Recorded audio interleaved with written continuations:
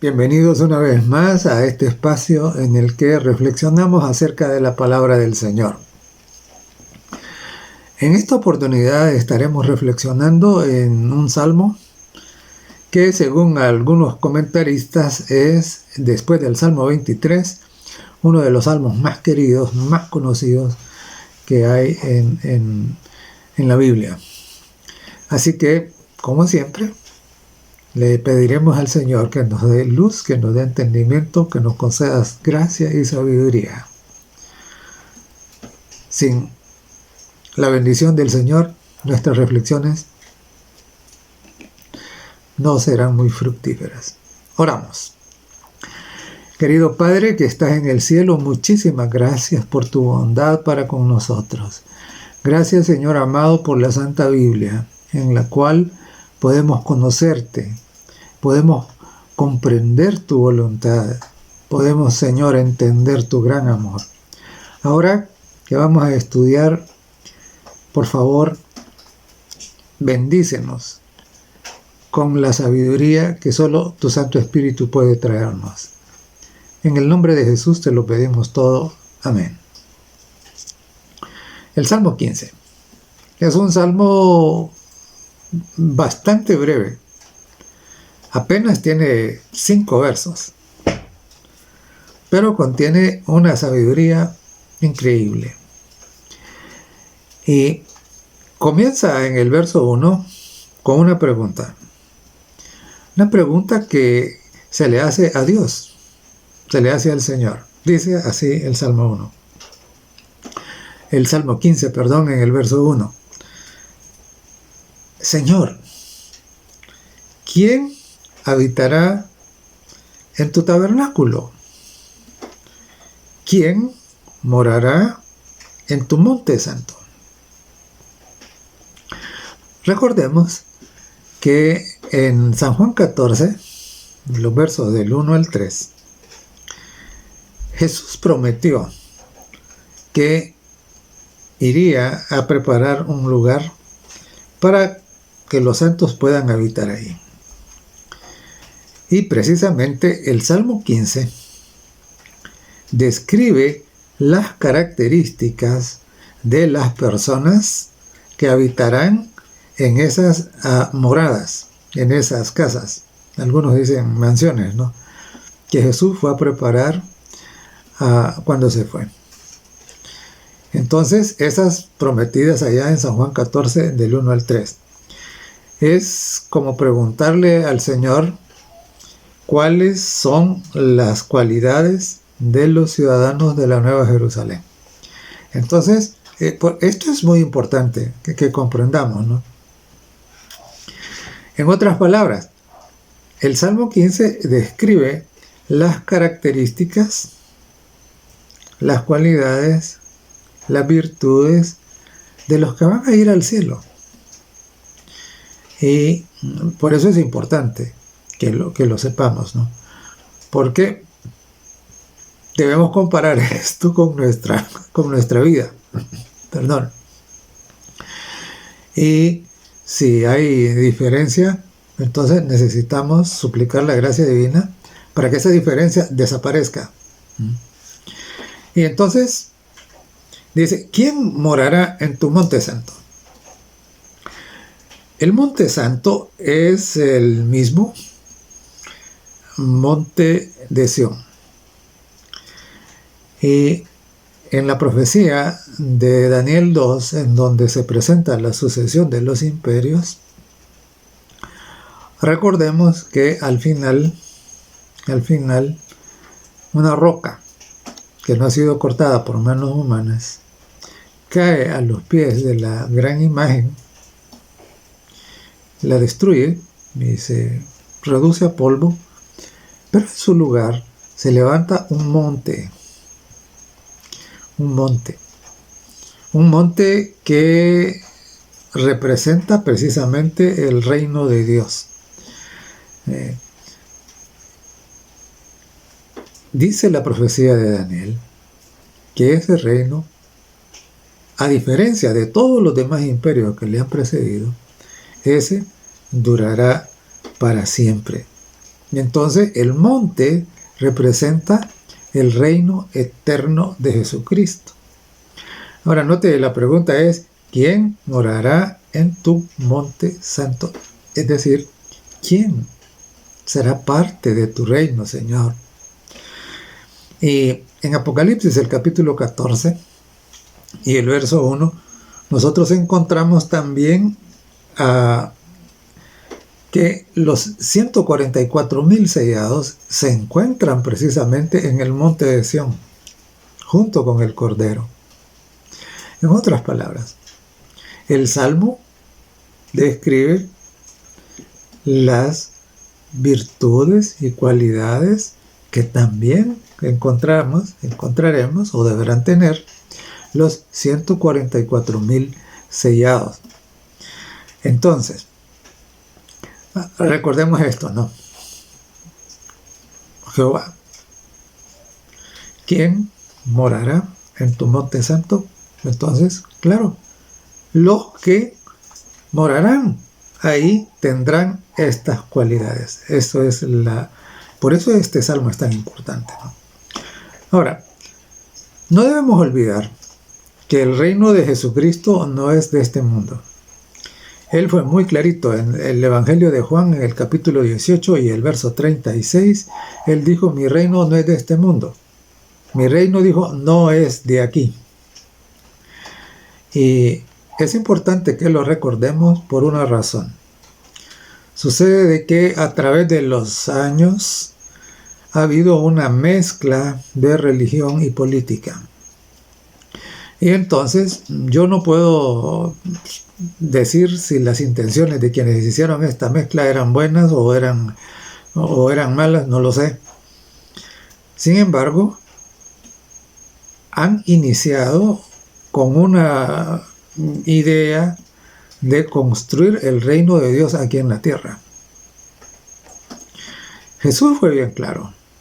Y Jesús dijo, mi reino no es de aquí. Es más, él dijo, si mi reino fuera de aquí, ahorita mismo legiones vendrían a defenderme y a evitar que me crucifiquen. Pero mi reino no es de aquí, dijo.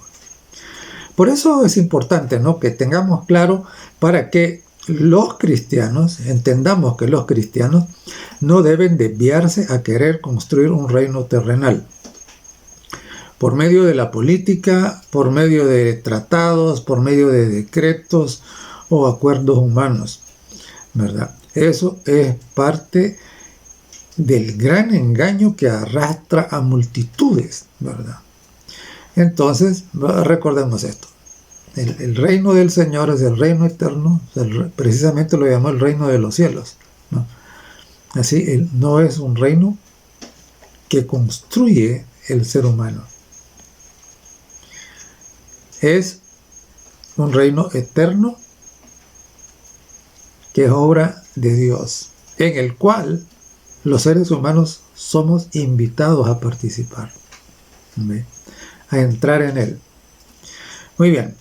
Y entonces, en el verso 2, comienza a describirse precisamente las características, ¿no?, las cualidades o las virtudes de las personas que habitarán allá, ¿no?, en las moradas del Señor, en el tabernáculo del Señor, dice.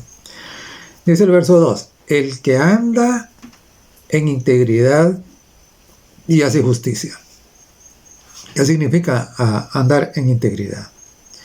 Íntegro significa que es completo, que es total, que no le falta nada. Entero, eso significa, ¿no?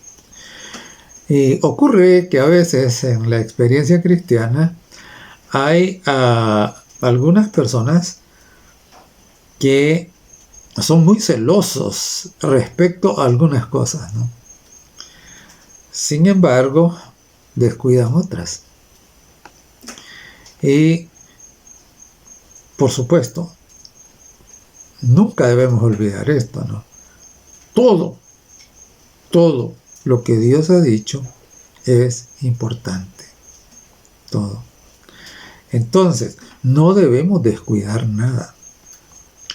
La morada del Espíritu Santo en la persona que se ha rendido, ha santificado su vida, le ha transformado. Y por lo tanto, como la transformación es integral, entonces en su vida todas sus acciones se vuelven ¿cómo? Se vuelven correctas, se vuelven justas. Por eso dice que el que entrará, el que habitará en las moradas del Altísimo, dice que anda en integridad. O sea, no anda patojeando. Él es todo, ¿no? Todo. Ha entregado todo y todo ha sido transformado. Y por eso es que hace justicia, ¿no? Es decir, hace lo que es correcto. Vive conforme a lo que Dios ha dicho. Entonces, claro, su regla de conducta es la palabra de Dios. Entonces, no importa las ideologías humanas, no importa la propaganda, no importa la moda, no importa nada. Lo que le rige es la palabra de Dios. Entonces, no hay que olvidar esto, ¿no? Luego, además de decir que anda en integridad y hace justicia, dice, y habla verdad en su corazón. Mire, el cristianismo no es un asunto de afuera solamente. De hecho, el Señor Jesucristo reprochó a los fariseos de su tiempo, ¿no? Llamándoles sepulcros blanqueados. Por fuera parecían muy religiosos y muy devotos, ¿no? Muy entregados, como diríamos ahora, muy consagrados.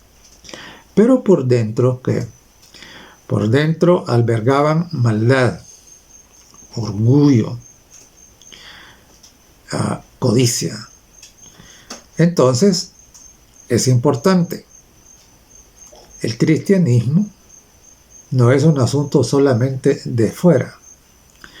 Y es muy triste porque cuando hay una persona que por fuera es muy religioso o religiosa, pero por dentro cobija maldad, esto, bueno, primero esa persona no es de las que van a habitar en el Monte Santo con el Señor, ¿no? Segundo, este tipo de personas se convierte en una piedra de tropiezo para que otros conozcan a Dios, para que otros se enamoren del Señor. Ahora, es importante porque el cristianismo es un asunto interior primeramente. Y no debemos caer en la trampa en la que caen muchos que van al otro lado. De decir que a Dios lo que le importa es lo de adentro, ¿verdad? Así que lo de afuera, eso no me interesa. No, hermanos. Mire, a Dios le interesa tanto lo de adentro como lo de afuera. Fíjese que el Señor Jesucristo dijo que cuando lo de dentro del vaso es limpio, dijo, lo de afuera también lo será. Entonces, cuidadito, no caiga usted en esa trampa, ¿no? Y fíjese que si al Señor no le importara lo de afuera también, entonces ¿para qué el Espíritu Santo se hubiera tomado el trabajo de dar consejos acerca de cómo debe ser el vestido, por ejemplo, ¿no? Acerca del uso de las joyas, o los peinados y ese tipo de cosas, ¿no? Entonces, no, mire, es que si adentro es bueno, lo de afuera también va a ser bueno.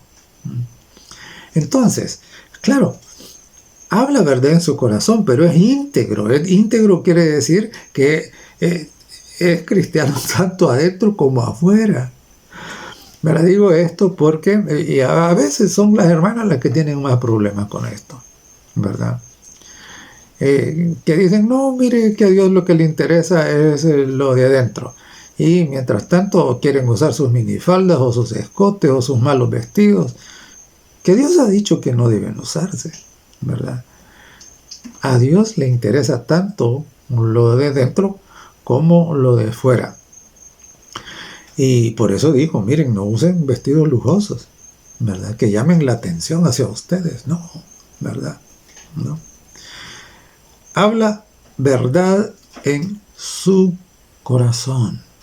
Es cristiano por dentro y por fuera. Y dice en el verso 3, el que no calumnia con su lengua.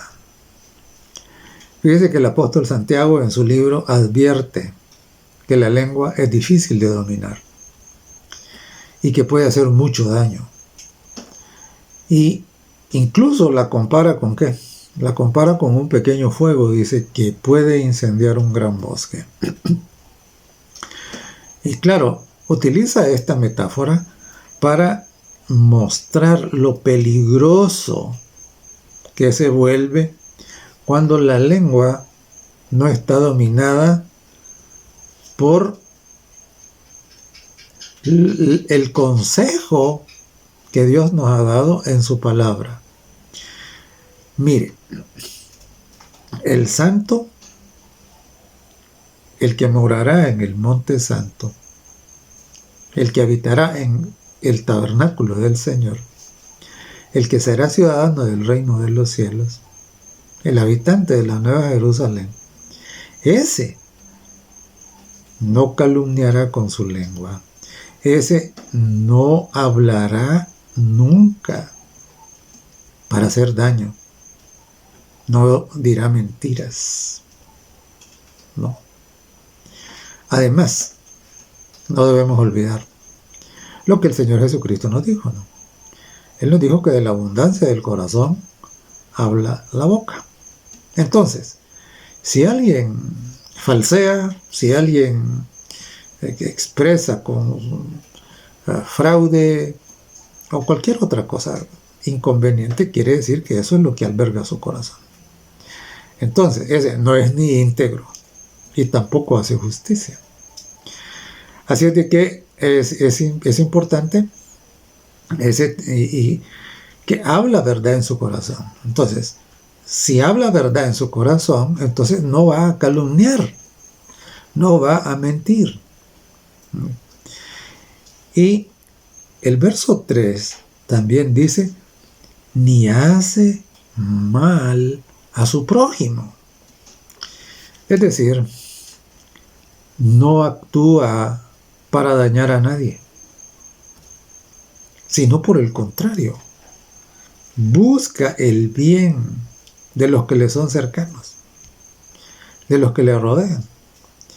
Es interesante porque busca el bien el de los demás indiscriminadamente, es decir, no se pregunta si este es extranjero, si este es nacional, si este es de este partido o es del otro partido, si es de esta religión o de esta otra religión, si es blanco, si es negro, si es de cualquier otro color que sea. No anda preguntando eso. Simple y sencillamente se abstiene de ¿qué? De hacer mal y por el contrario busca hacerle bien a los que tiene a su alrededor. Sí, el que morará en la Nueva Jerusalén, este es un instrumento de Dios para bendición de los demás. Ahora, también dice el mismo verso que no admite reproche alguno contra su vecino. Especialmente en las ciudades, este problema de la vecindad es bastante frecuente, ¿no? Pero ¿qué es lo que dice acá? Dice que no admite reproche alguno contra su vecino. ¿Qué quiere decir esto? Mire, quiere decir que no es pendenciero, que sobrelleva la ofensa, En él se refleja lo que dijo el Señor Jesucristo en Mateo, en el capítulo 5, los versos 38 al 40, que dice, no resistáis al malo. Y también dice, bueno, si te quieren quitar el manto, también dale la túnica, ¿verdad? Para evitar ¿qué? Para evitar el pleito. Y mire cómo es importante esto. Primero, este asunto de no vivir en pleito, claro, una vez que entramos en pleito con otro, prácticamente el otro, comenzamos a ver al otro como nuestro enemigo, y el otro enemigo comienza a vernos a nosotros también como su enemigo, ¿no? Ahora dígame usted, ¿qué posibilidades hay de que nosotros le mostremos el amor de Cristo a alguien con el que estamos enemistados, al que no le hablamos, o al que si le hablamos para reclamarle o para ofenderlo? ¿Qué posibilidades hay de eso? ¿Ah? ¿Cómo podríamos ganarlo para Cristo? ¿Cómo podríamos ser instrumentos para que Él conozca el amor de Dios y llegue a tener vida eterna? No se puede. Por lo tanto, recuerde, los habitantes de la Nueva Jerusalén, esos no son pendencieros.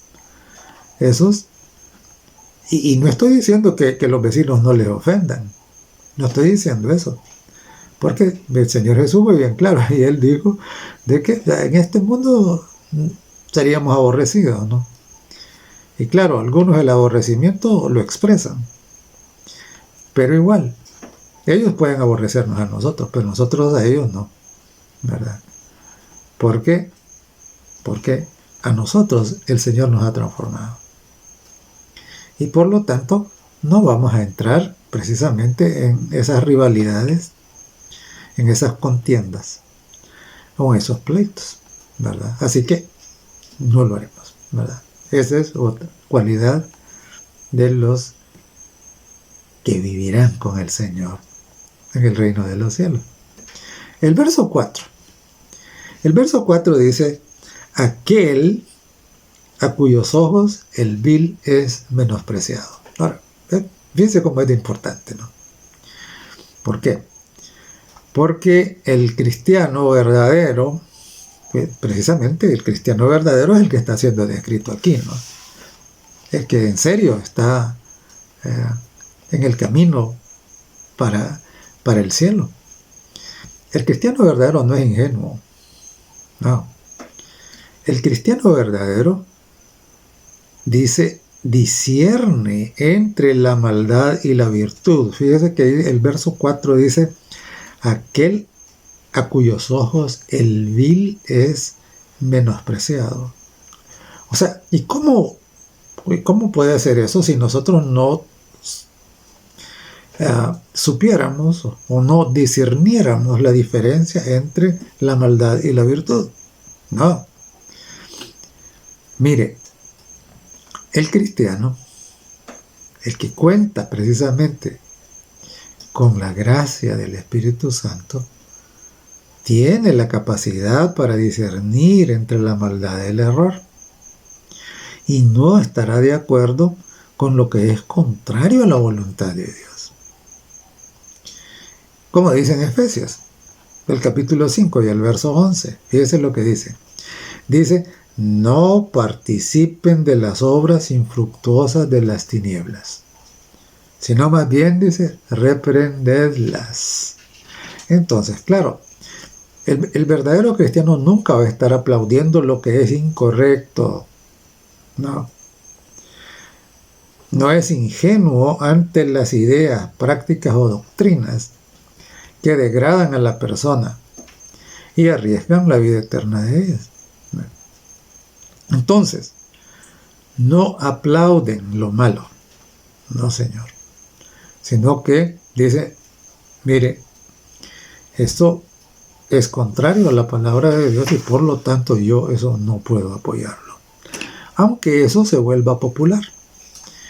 Yo me he quedado muy sorprendido cómo recientemente en los Estados Unidos, en el debate de si el aborto se vuelve legal o no y cómo fue revocada una ley que había que permitía el aborto indiscriminadamente, y entonces ahora eso ha motivado una serie de revueltas y de manifestaciones populares, etcétera, ¿no? Pero independientemente de las ideas que uno tenga, entonces está claro, el mandamiento dice no matarás y se acabó. Entonces un cristiano verdadero nunca va a apoyar ninguna causa, por popular que sea contraria a la voluntad de Dios. Y en vez de aplaudir lo que es malo, lo rechaza. Ahora, pero dice que aplaude, porque eso es lo que luego dice el verso. El verso 4 dice, pero honra a los que temen a Jehová. Mire, el cristiano verdadero aplaude, apoya, celebra lo justo, lo bueno, lo correcto. Celebra que las cosas se hagan respetando a Dios y siguiendo su santa voluntad. ¿Y qué significa temer a Jehová? Fíjese que está escrito, y el fin de todo el discurso oído es este: teme a Dios y guarda sus mandamientos. Temer a Dios significa reconocer su autoridad, reconocer que Él es el que manda, reconocer de que Él solo quiere lo mejor para nosotros. Y eso nos inspira respeto. Y por supuesto, genera en nosotros obediencia. Eso es temer a Dios. Nunca olvide que en Apocalipsis 14,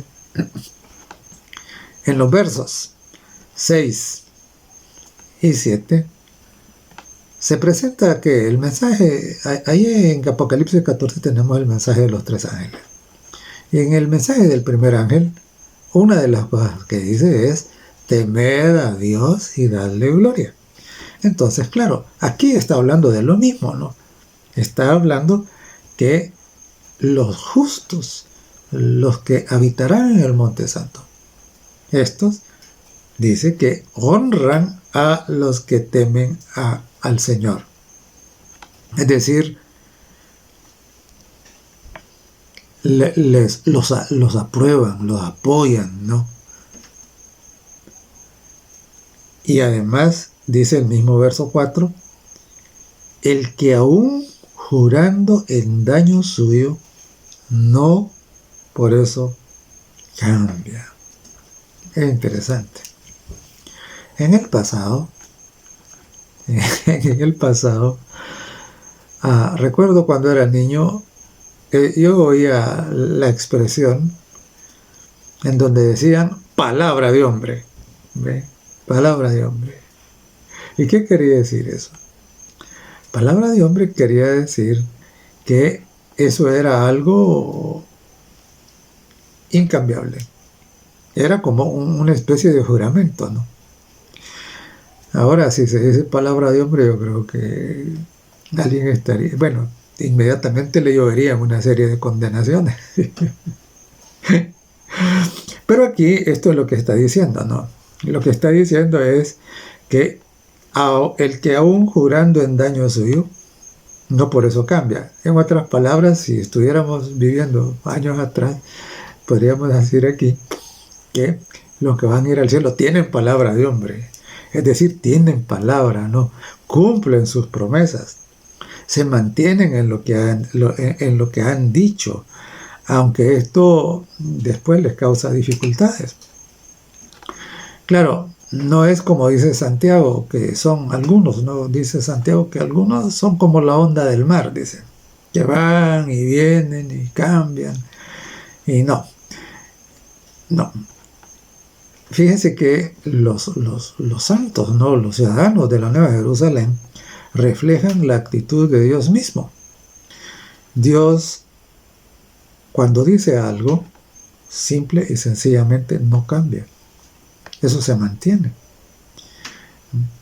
Es firme y no necesita más. Jesús dijo, miren, ustedes deben desarrollar una credibilidad tal que no necesiten andar jurando ni nada. Simple y sencillamente la gente debe saber que cuando ustedes dicen una cosa, eso es así.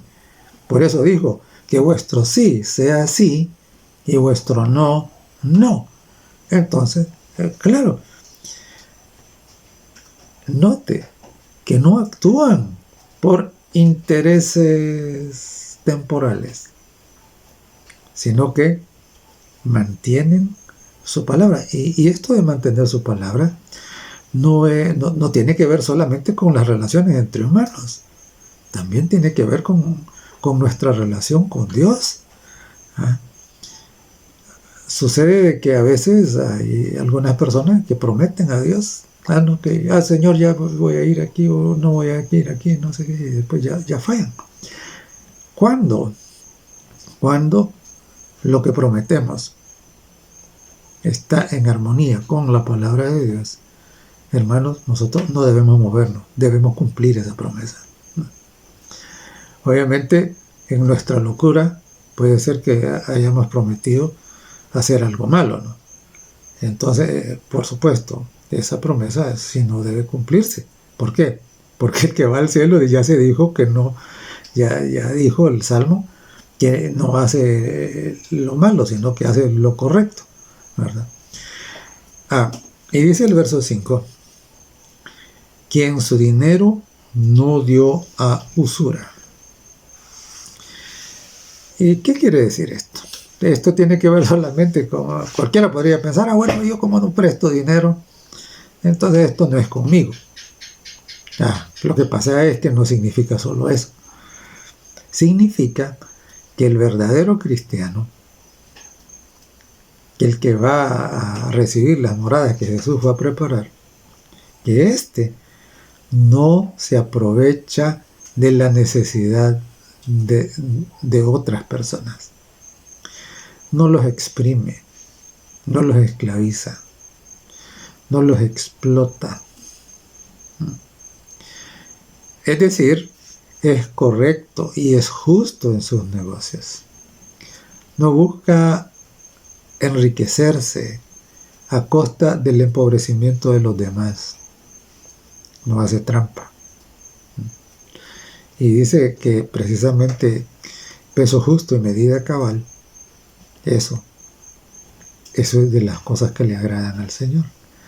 Entonces, recuerde que es íntegro, es decir, tiene que ver con esto, porque tristemente en el mundo hay algunas personas que son muy buenos cristianos en la iglesia, pero en los negocios, da vergüenza, ¿no? Da vergüenza. Entonces, no, eso no es integridad, ¿verdad? No es integridad. Y si alguien piensa que puede ir va camino al cielo siendo de esa manera, cuidado, ese no es el camino al cielo, ¿verdad? Quien su dinero no dio a usura, es decir, no se aprovechó de los bienes materiales, ¿verdad?, de los que disponía para sacar provecho ilegítimo de otros menos favorecidos que él.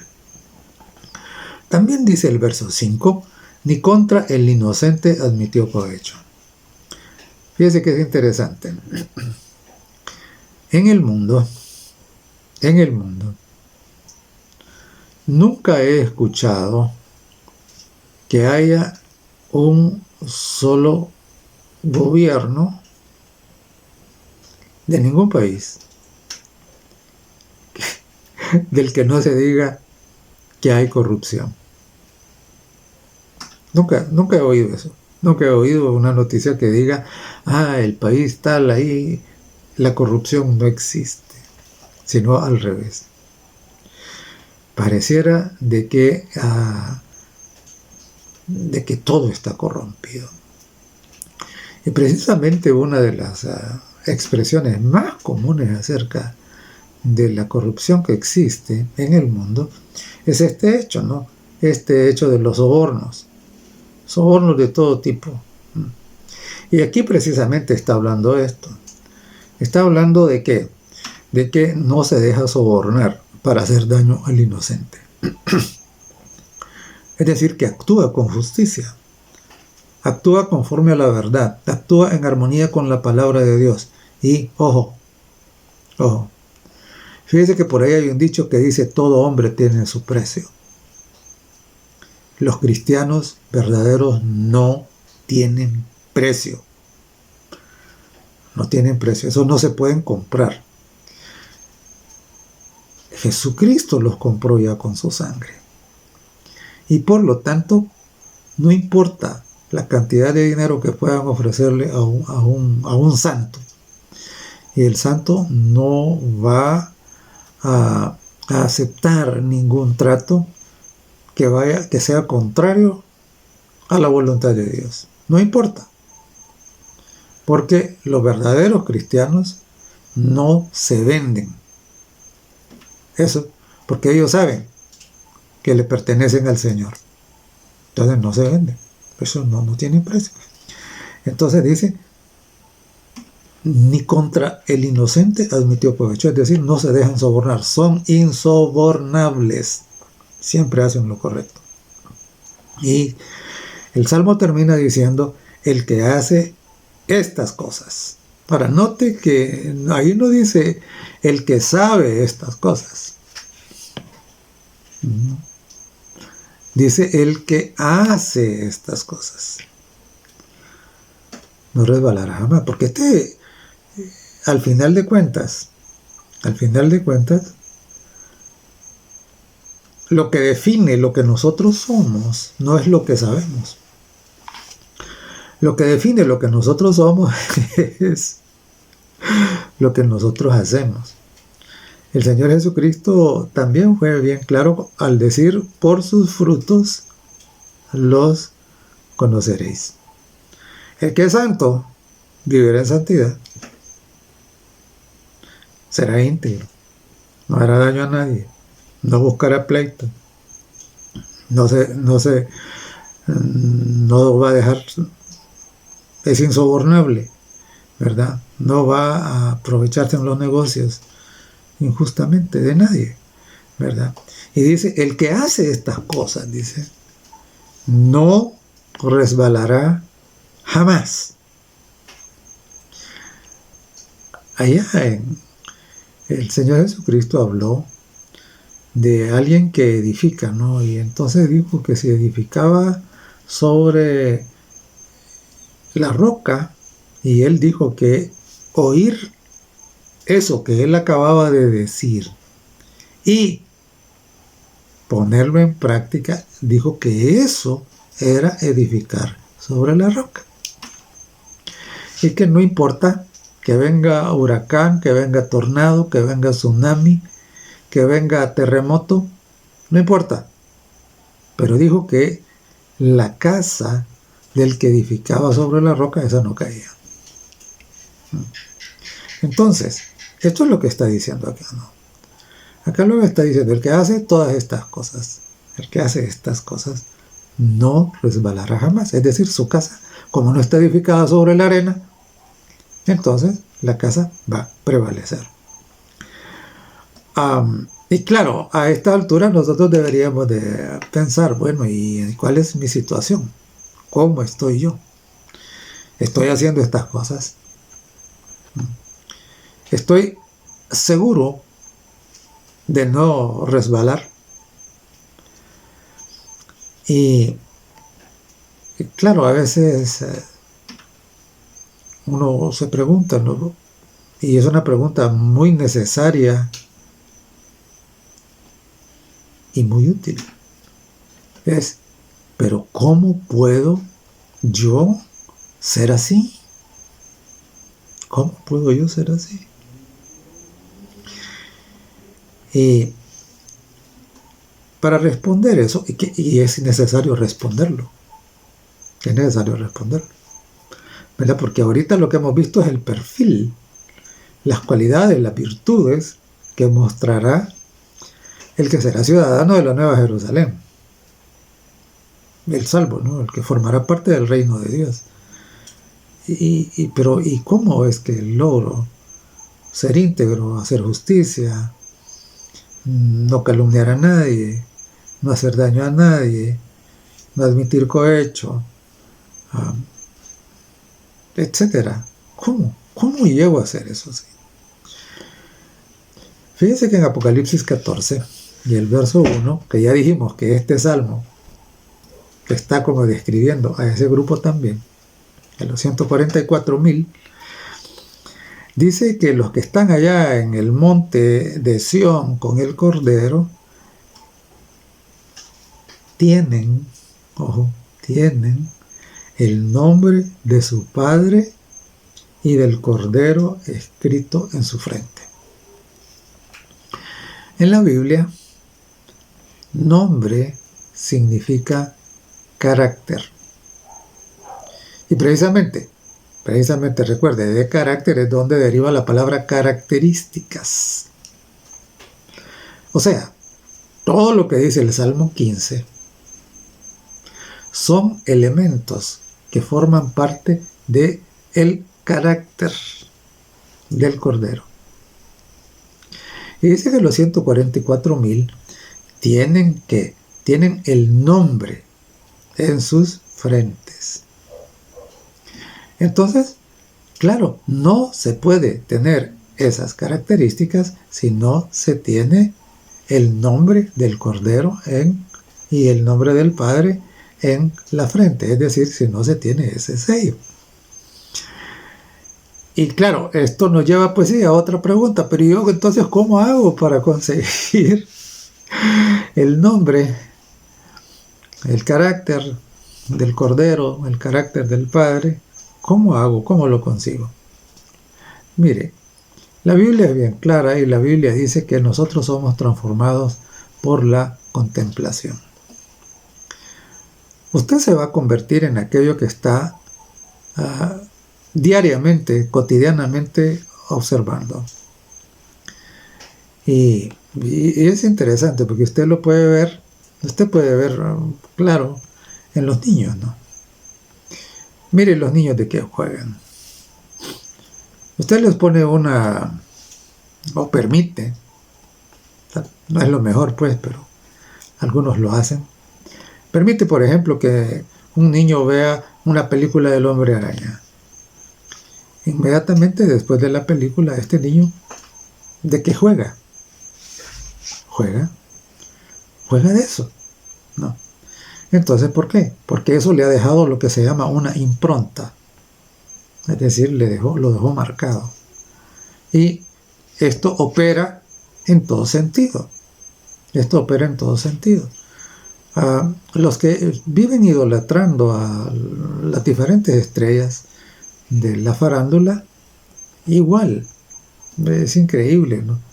Cómo llegan a identificarse tanto y a imitarles, pues, a imitar su vida, su manera, etcétera, ¿no? Entonces, claro, si usted quiere tener el carácter, es decir, las características de Dios y del Cordero, entonces usted tiene que contemplar a Dios y al Cordero. Es mirando a Jesús. ¿Cómo? Porque Jesús vino a revelarnos cómo es el Padre. Al Padre nadie le vio jamás. Pero Jesús vino para revelárnoslo. Es contemplando a nuestro Señor Jesucristo cómo sus características vendrán a ser nuestras características. Y entonces ahora usted va a preguntar, ¿pero yo cómo lo puedo contemplar? Mire, gracias a Dios que nos dejó 4 evangelios. En los 4 evangelios nosotros podemos contemplar. Jesús está por toda la Biblia, desde el Génesis hasta el Apocalipsis. De hecho, yo le llamo al Apocalipsis el quinto evangelio, ¿no? Es tan hermoso. Y mirar a Jesús ahí es tan lindo, ¿no? Entonces, claro,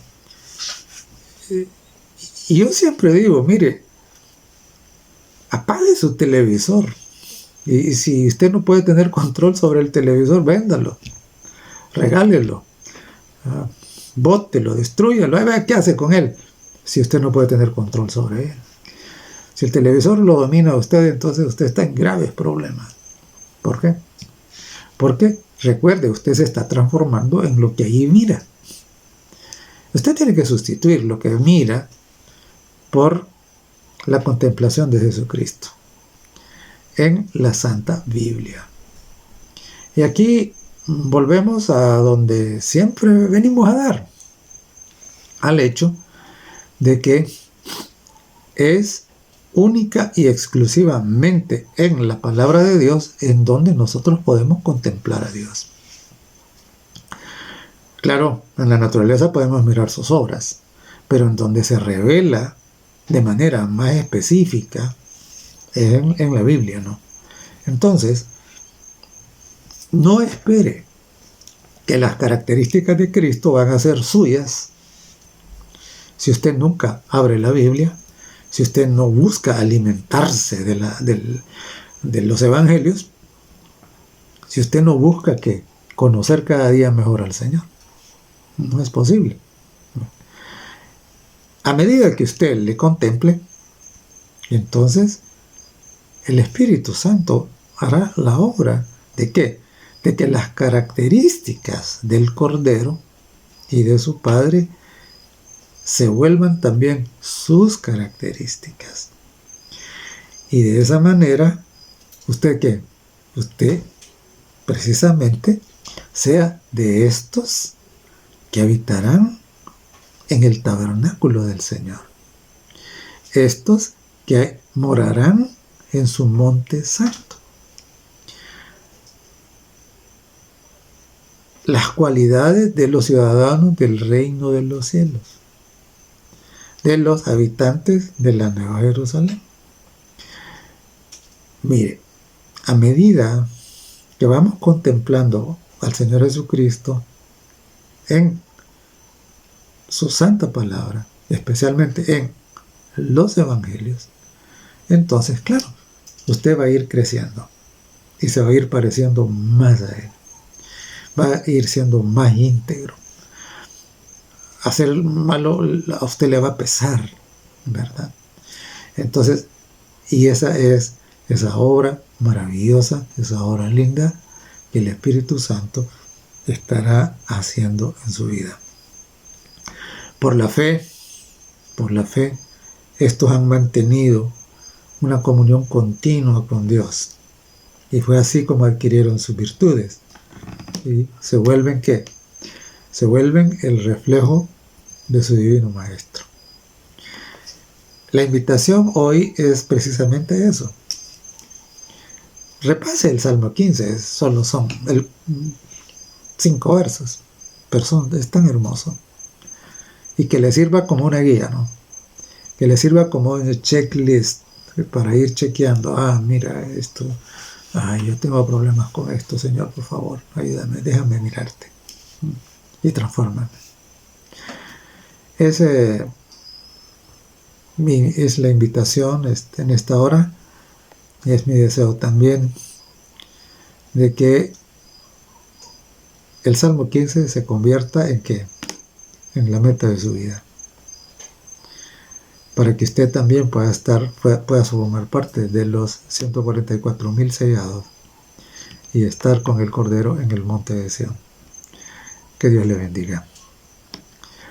Bendito Padre que estás en el cielo, damos gracias porque nos diste la Santa Biblia para que pudiéramos contemplarte especialmente en la revelación que Jesucristo hizo acerca de tu carácter. Queremos tener tus virtudes, tus cualidades. Queremos ser, Señor, como era Jesús. Pero nosotros solos no podemos. Por eso oramos para que tu Santo Espíritu sea con cada uno, que opere el milagro de transformarnos. En el nombre de Jesús lo pedimos. Amén.